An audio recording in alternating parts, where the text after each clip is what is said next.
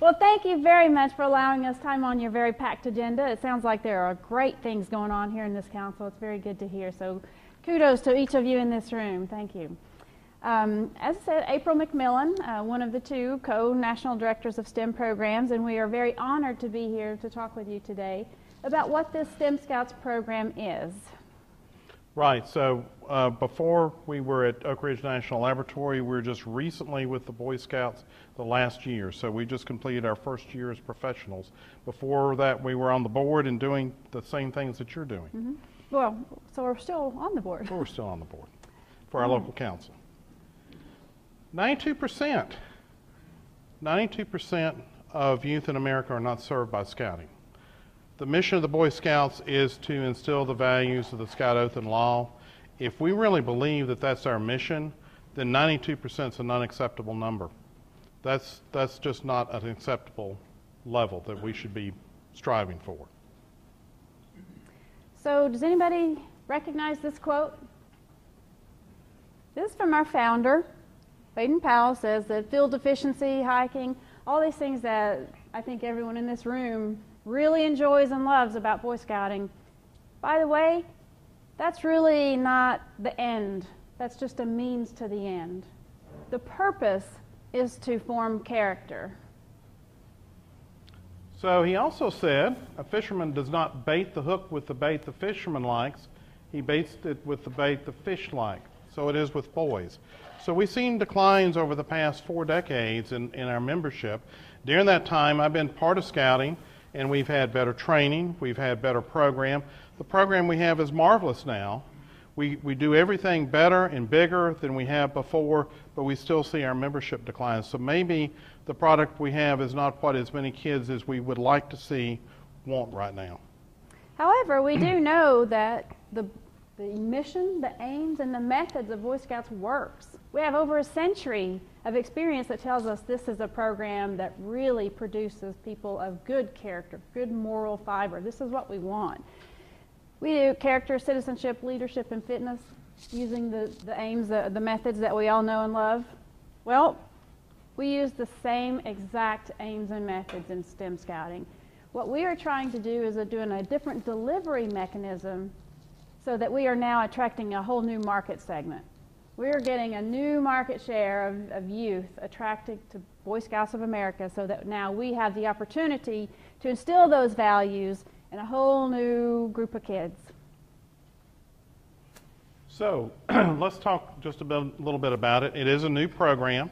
It is a standalone program. It is not part of Boy Scouts or Cub Scouts or venturing or exploring. It's totally standalone. So it is co-ed at all age groups. It does have youth leadership, and it has awards. There are no ranks. It's experiential STEM activities, so the kids do things every week, getting their hands dirty, learning things about science. It is grouped into junior laboratories, grades 3 through 5, into technology laboratories, grades 6 through 8, and research laboratories, grades 3 through 9, or 9 through 12, excuse me. It's weekly after-school meetings. It's not an in-school program, so it's just like typical Scouting units. They meet after school. It's led by adults who are volunteers. We have monthly outings. Sounds just like what you're used to, a monthly outing. These outings tend to be day trips. If these kids had wanted to go camping, they would have joined one of our traditional programs. So these are not camping outings, but they could also be museum trips. They can be trips to high-tech industries. This is a great place to go see something like Dell computers and take them through the factory. So again, we recognize that there are lots and lots and lots of things about Boy Scouts that work super well. One of those is the structure of the meeting. So we're very similar to patrol, so about 10 to 15 youth per laboratory. We start out every meeting, if you are in uniform, of course, you're going to do the Pledge of Allegiance, and we do the Oath and the Law. A little bit different, though, is that now we take that law, and every week the entire activity is built around at least one point of the law. So we are really hammering home that character every week. They may not consciously think about, oh, I'm learning what it is to be clean. But, you know, after you do it every week, It really gets in your brain, and that becomes a part of who you are and how you make your decisions. We also have, we want to instill a safety culture. So every week, we start, after we do the pledge and all that, we start with a safety moment. So we talk about the activity we're about to do and what you need to do to be safe. We also have an entire safety module. We do this because we not only want them to be safe in the meetings, we want them to be taking this home and saying, oh, Dad, you know, while you're weed eating, you really ought to be wearing safety glasses because, you know, and we want that because we kind of like these kids and we want them coming back every week. So let's be safe everywhere we are.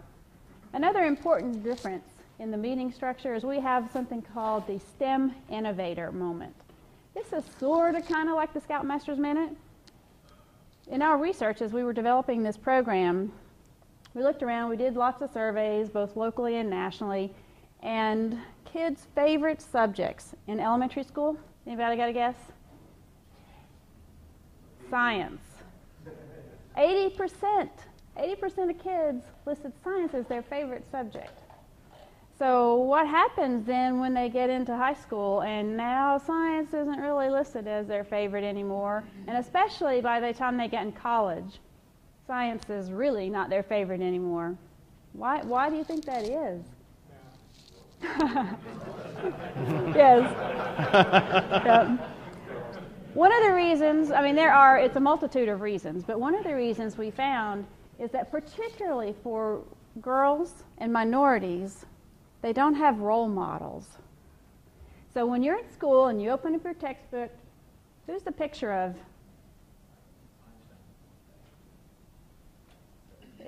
It is. We don't have in school, they don't really see people that look like them, that sound like them, that maybe come from similar socioeconomic situations as they live in. They don't see themselves out there. And so we want to take a moment every week and reflect the population of that particular lab and say, look, this person looks like you, sounds like you, experiences life just like you do. They made a difference in the world. Guess what? So can you, and so can you, and so can you.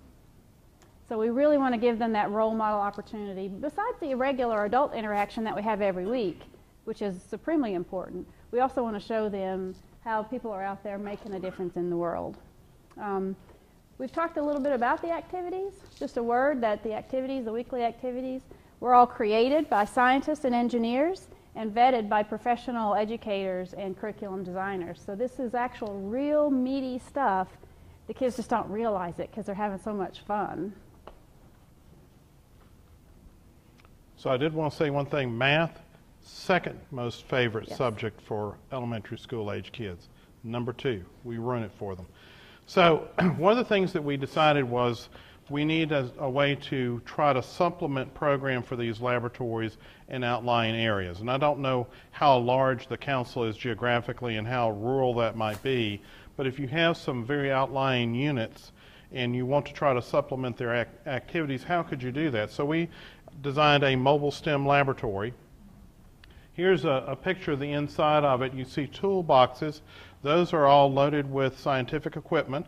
So if you're doing a school talk, you can actually roll these off this and take it into the school and have all your equipment right on it. You can do things inside this. We have 3 TV sets that fit on the outside TV screen, so we can do things on the outside. We can actually have essentially 3 activities going on outside of this mobile STEM lab that we call the Vortex.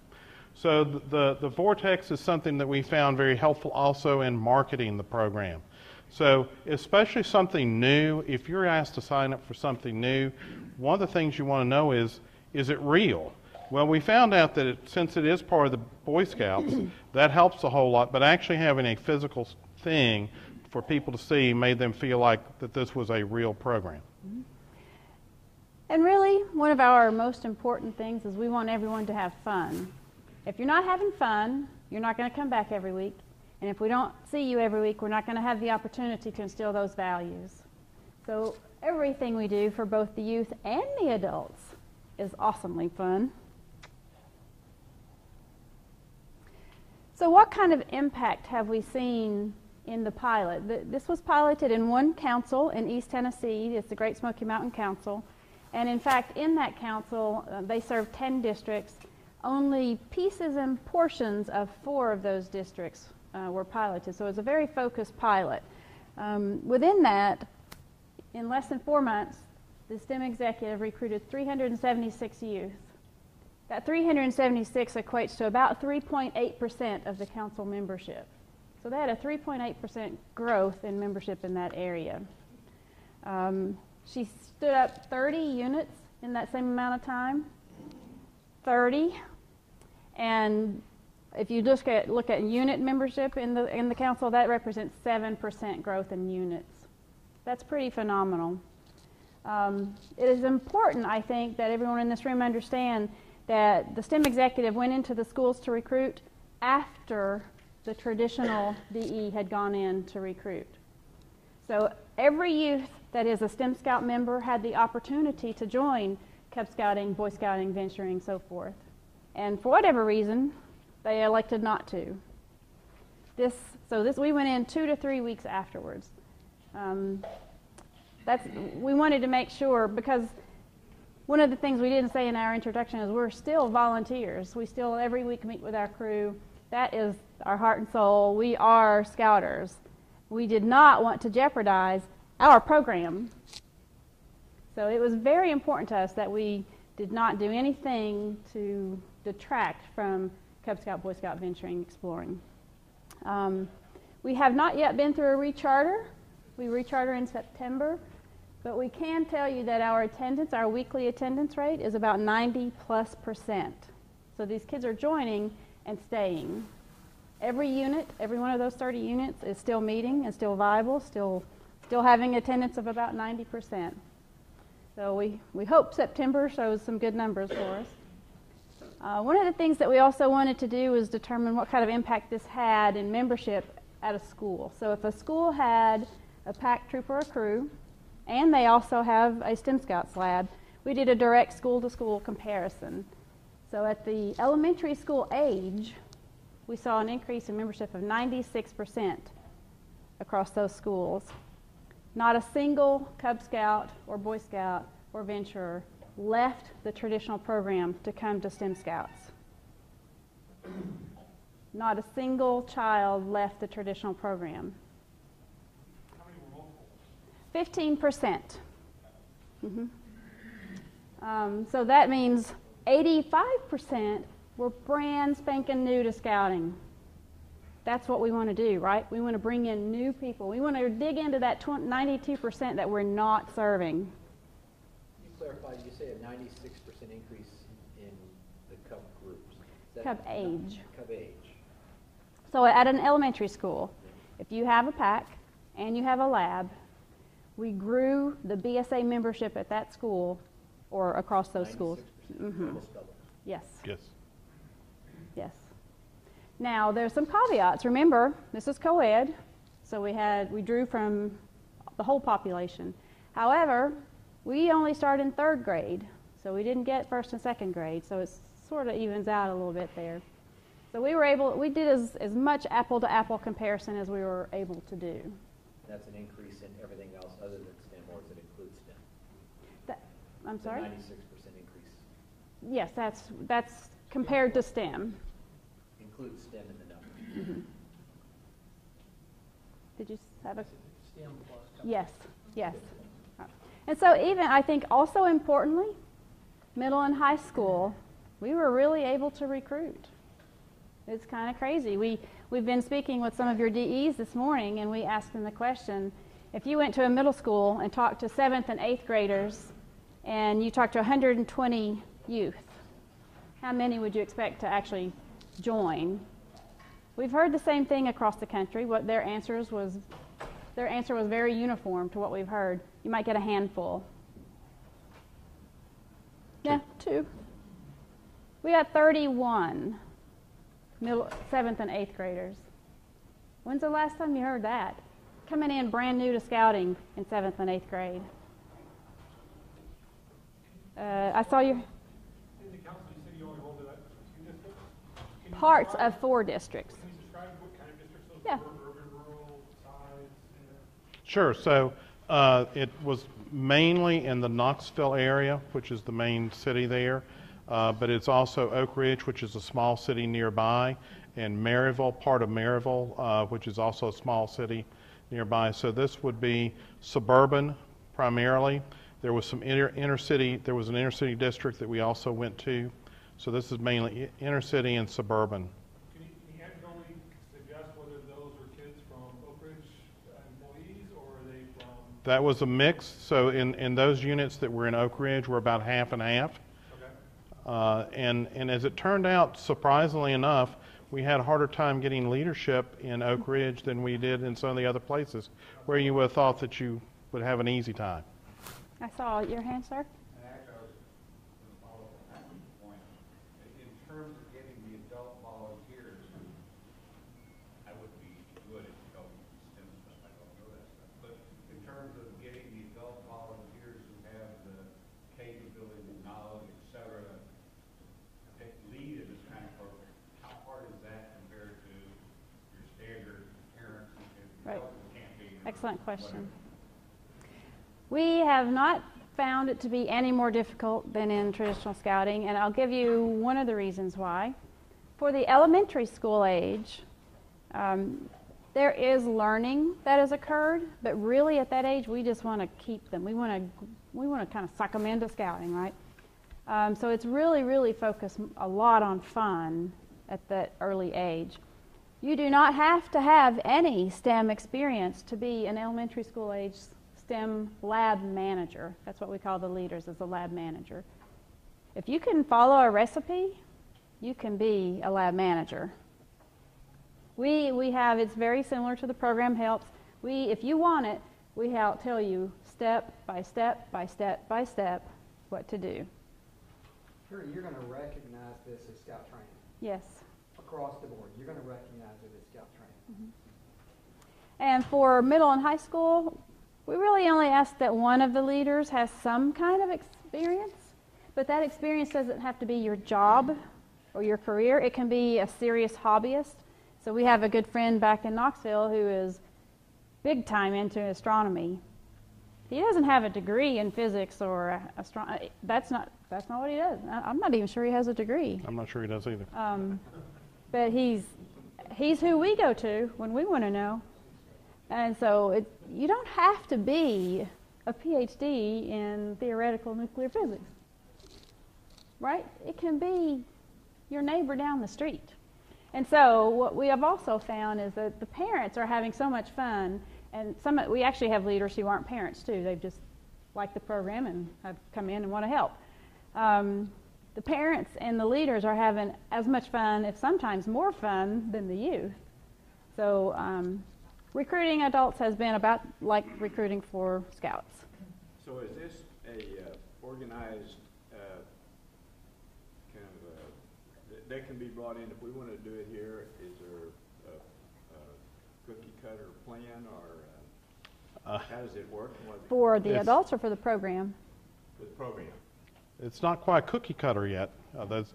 So this will be a collaborative process with the 12 councils, plus the original council, the Great Smoky Mountain Council. We're learning things and we are changing things as we need to.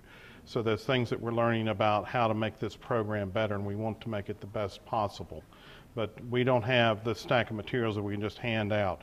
We're training the staff today, and they should learn how to deliver the program, but there will be lots of learning for everyone concerned. That's why we're calling the partner councils. This really is a partnership. There's going to be support from the national office, not just the two of us, but a good number of people in the national office. But then we also want to learn from you guys and your experience. And we really do, as Trent said, we want to make this the best program we can possibly offer. And we can only do that as we go forward. Because as we said, this was a very focused pilot in the first phase. We've got to learn what it means to go to a larger council, more at scale. These are fantastic and encouraging statistics on growth. I'm just curious, do you have a read yet on what the male-female ratio is? 56% male, 44% female.